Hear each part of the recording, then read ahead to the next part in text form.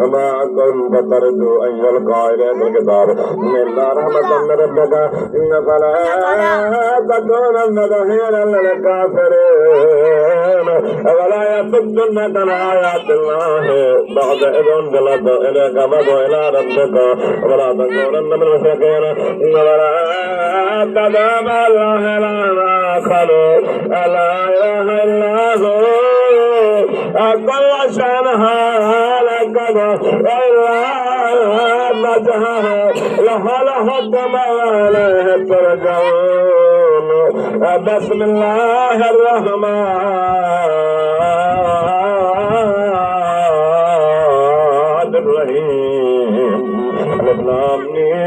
أعلم الله أن يدركوا أن يقول آمنا وهم لا يفترون ويتقتلن الذين من قبلهم وليعلمن الله الذين صدقوا وليعلمن الكاذبين حسب الذين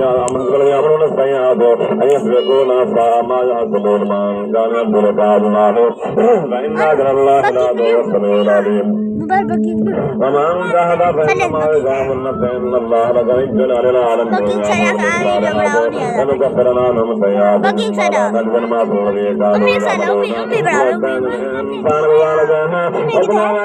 جاهد وكفر بما ليس لك به علما فلا تطعهما مرجعكم فنبئكم بما كنتم تعملون والأمر للصالحات ونذكرهم في الصالحين ومن الناس من يقول آمنا بالله